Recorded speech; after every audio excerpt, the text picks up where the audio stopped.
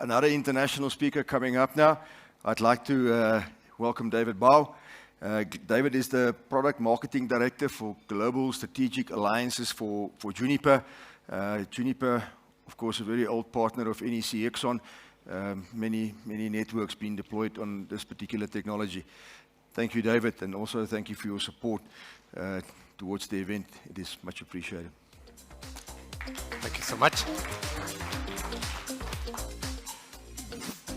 So thank you for coming here. Thank you for having us here, inviting in this exciting event. I think I am repeating to many speakers here that it's great to be again in front of real people. And I think we've been too long in front of screens and looking to our faces. So this is real, and I'll be talking today about how can we drive experiences over 5G. Juniper's vision is about building experience-first networking because we understand the experience is ultimately what the end user expects from the operator. But it's also how the operator is measured and how ultimately the operator is building their business. Why, I'll skip the legal disclaimer, but why do we think we have not built experience-first networks since now? It's because there's been a lot of complexity in the networks. And also, we've been busy doing many other things, like the traffic pressure. You've seen the slides before from Dr. Brian on all this growth of the traffic. So people were busy building those connectivities, those networks, and probably as long as it was connected, it was good, but maybe they didn't look at the experience of each application and each user in this network. 5G also carries a lot of complexity. If we build teams in silos, it won't work. We may make work the radio or the telco cloud or the transport, but we need all the pieces to work like a Swiss watch all together end to end. And this is the complexity that 5G carries. Could be also, depending on how you build it, a limiting factor for this end-to-end experience. The cloud is introduced. Cloud and 5G, they come together. You cannot conceive a modern 5G network without cloud because of the telco cloud, because of the distributed edge cloud, and this carries a lot of complexity as well. You don't build just a firewall, or you put a router, or IMS, or a packet core that is like a box that you put in there, and it should work. Now we need to look also on which compute it runs, the memory.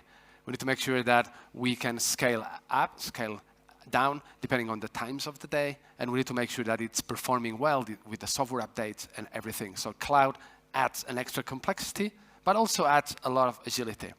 And finally, security.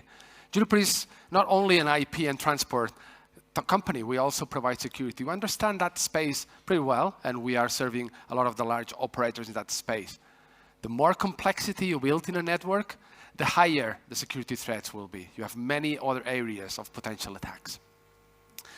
What is our vision and how are we organizing that? And how are we doing that together with the system integrator as NEC Exxon? So first, we built this network agility that is required. In the past, we would put maybe a transport network, would stay there for many years, just adding capacity, new cards, but it was pretty static. The same design would keep growing over time. Now with the network convergence, with many different services, with fluctuations of traffic and applications that are completely unexpected, we need to build agility also in this part of the network that used to be very, very static. So we are building that agility with new tools. We're also true believers of automating all the operations. In the radio, in the transport, in the cloud, in the security. We cannot have an engineer behind every potential threat. We need this to be automated and keep working. Also with the help of artificial intelligence, that will be one more engineer or one more area or tool of support to the engineering group. Integrated security and cloud, with this, or integrated cloud strategy, also with security, of course, that basically moves many networking workloads into the cloud, centralized or distributed into edge clouds that needs to be built and maintained. The operations of that environment is far more complex than what the operators were doing before.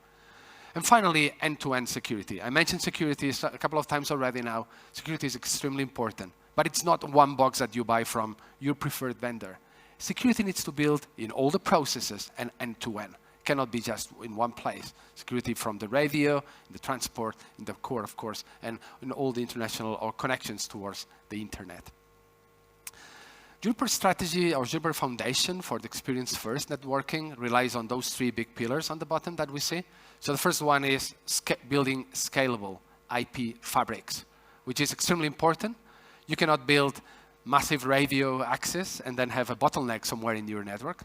But this network cannot be just built on pipes. We need a network that is intelligent enough that you can divert the traffic where it's required. We need a network that can react to different workloads, and we need a network that is completely programmable and automated. I'll talk a little bit more about that. We also have the cloud-first approach. So many of the traditional network functions, they're moving towards the cloud. In the past, it was, okay, we take the same piece of software and we put now in the cloud. But it was not performing well, and probably it was not the experience that everyone expected. Cloud native means rewriting, with our expertise, rewriting the code to make it agile, but also to make it optimized in this world of containerized clouds and Kubernetes, as an example. The third big pillar is about monetization. You've heard that a lot of the new use cases for 5G are on the enterprise space. Enterprises will need 5G, but enterprises will still need Wi-Fi, will still need LANs, will still need SD-WAN. So this is a big pillar for us to help operators to go and further monetize that space. Once an operator wins an enterprise as a customer, you need to supply everything, not just the 5G SIMs, but hopefully you will be able to supply the entire ecosystem that is required there as a managed service. Let's talk about the first pillar very quickly, the massively scalable IP, that it's a dynamic environment. We see from the core, the largest routers in the market, the PTX, Edge, the most flexible Edge platforms in the market, which is the MX and ACX that we find also in the metro, and now in the Open RAN, smaller ACXs, but even virtualized routers, JCNR, cloud-native router from Juniper, brand new, that it's now embedded in the VDUs and in other parts of the network. We have a lot of customers worldwide using that, but we have made a new announcement, and I would like to play a very quick video of the announcement we did last Friday. Let's see if it rolls.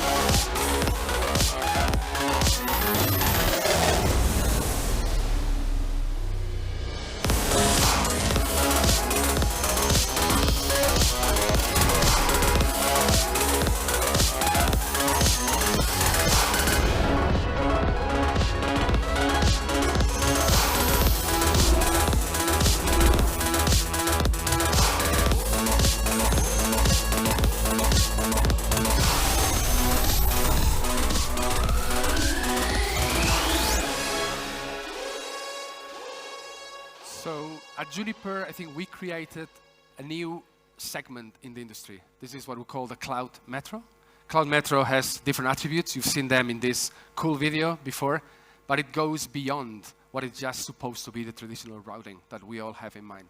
This was announced last Friday in the Silverstone circuit in London, and a lot of the components will be available very soon. The ACX family was announced 2 years ago. We've been shipping with NEC Exxon. Many of the customers here are already using them. But now we are expanding the family. That family that was born to optimize the metro with two products, different port options, IP services fabric. We also introduced a new PON for the access for broadband connections, in case you wanted to use them. And also the Paragon automation suite that was automating entirely end-to-end this environment. Junos as an operating system. The same operating system in MX and in PTX. What we announced now, so we just announced an expansion in the Paragon. Sorry, it's in this side of the screen.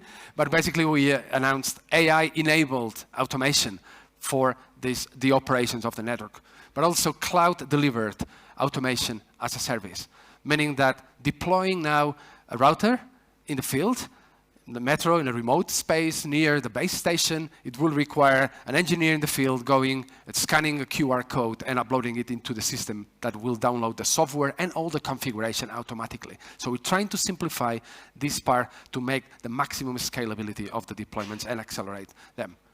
Finally, all the new boxes that are joining now our family, our ACX family portfolio, they are bringing also new state-of-the-art 400 gig GR and GR Plus. With them, you can use all the ports with that because we scale them up. So basically, you have here some details on with us. We bring the highest portfolio at scale up to 345 terabit per second in the largest box we have. Highest capacity per slot, highest port flexibility, time precision, and accuracy. Also, the lowest power consumption in the market. We're also embedding in every one of the routers to enhance that experience, not just the capacity, but also the experience. We are adding or embedding this active assurance. Active assurance is a small software probe that you can run in many parts of your network, in any device, but now also in the router. Actively tests constantly the quality end-to-end of this solution, of the network. So then you know a problem before even the end user notifies you. And finally, built-in zero trust security. Many parts of security are also highlighted here. So anytime you insert one of these boxes in a remote place, there is the risk that someone breaks in and replaces the box, puts another one, and maybe starts spying the traffic. Each one of those new boxes now have a unique identifier that cannot be replaced, and if it's replaced, it won't work, it will be alerted. So you see that this is the security that we are adding on. I'm also proud to show here an announcement we did last year during the lockdown, so probably it's worth bringing it to stage with one of the NEC partners, ADVA, where we are providing this multi-layer, end-to-end IP optical transport architecture. As you see in the bottom, ADVA working closely with the Juniper IP architecture I showed, but also with all the operations and automation brought by NEC and Exxon for that space. Paragon and the ADVA controller working side by side to support those multiple areas of the network as needed. We talk also about the other pillar. Second pillar was about cloud-native networking. So what does Juniper do in that space? So we do many, many things. Obviously, we talked a bit on the bottom part, how we scale networks, but how we scale networks also inside the data centers that build the telco and edge cloud. We talk about automating the data center fabric with a new product called Abstra, part of an acquisition, and it's multi-vendor, meaning that your data centers today built with Juniper, but also with our competitors in that space, they can all be managed by Abstra, which changes completely and dramatically the way data centers are operated. We also provide automated cloud native. CN2 stands for this cloud-native Contrail networking, so we're evolving Contrail to the next level. Customers like Telefonica, BT, or Deutsche Telekom, they're building their telco clouds with that to get the cloud-like approach. Similar to the Googles, the Facebooks of the world, they get the same agility building it on Juniper technology. And on the top, we have Paragon, who looks end-to-end the network part and automates that. And now we serve it from the cloud, as you saw in the previous announcement. We work with many partners in that. One of them is Red Hat, as you see, that I think will be one of the next speakers today, where we can build all these stack with them. The last pillar is about enterprise services and managed enterprise solutions. This is a massive opportunity for service providers to monetize further their presence in the enterprise domain.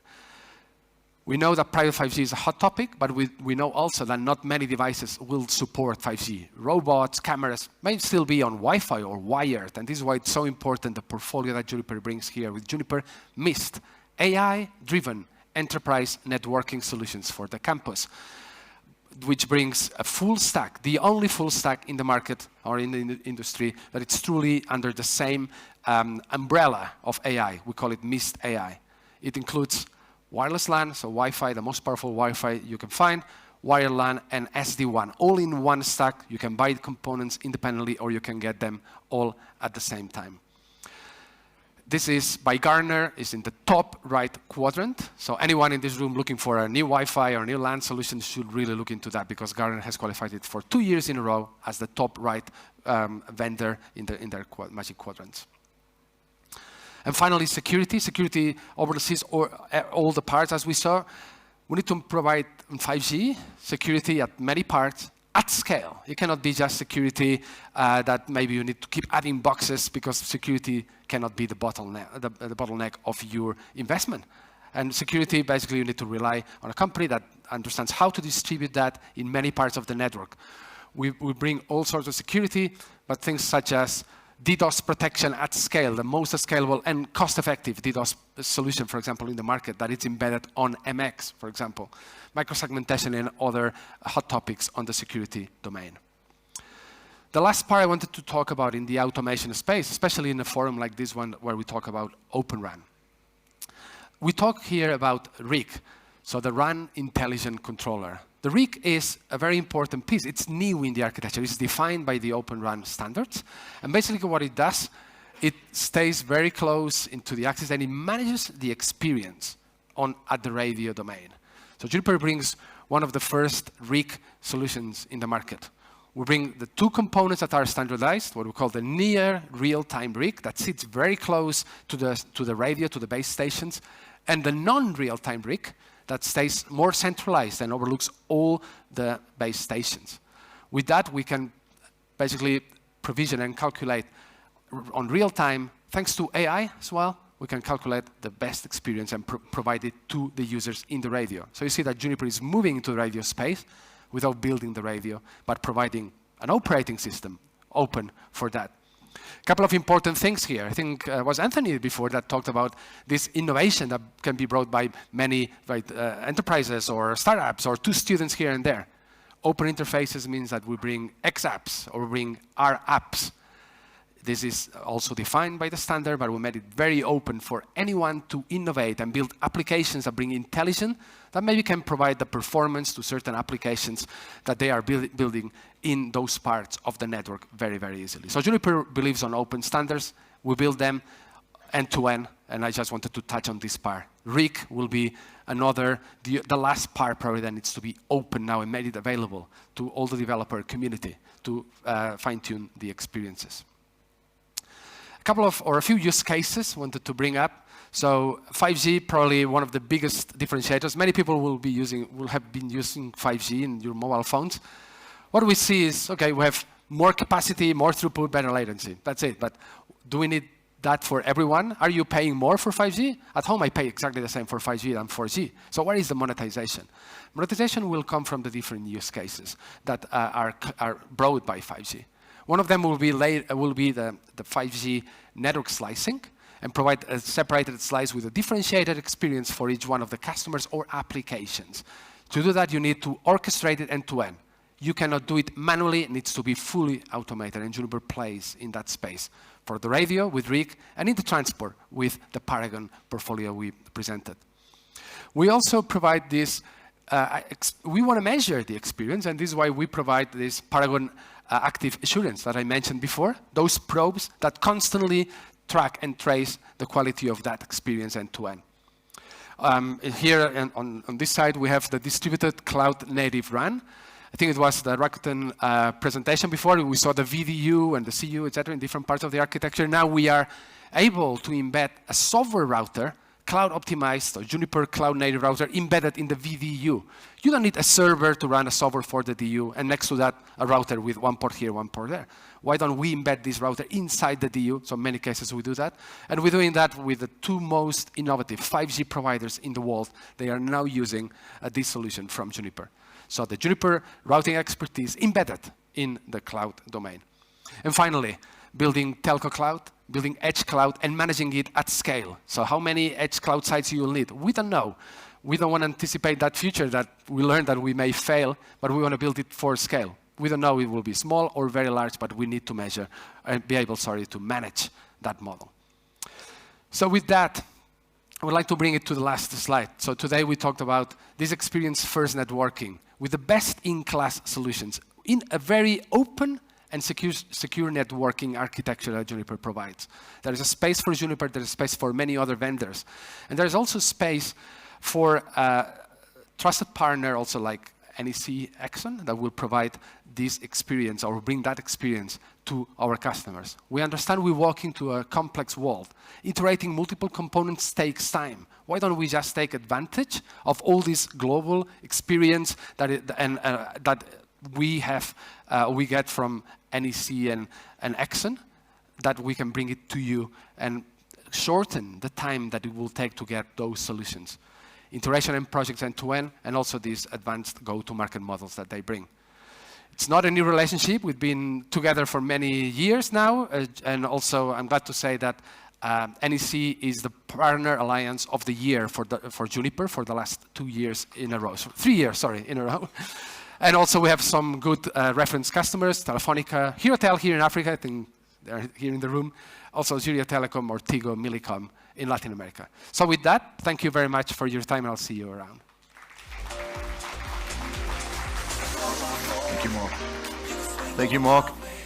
Juniper, a dominant player in the service provider market, and nowadays also strongly moving into the enterprise market. So it was lovely having Mark on stage.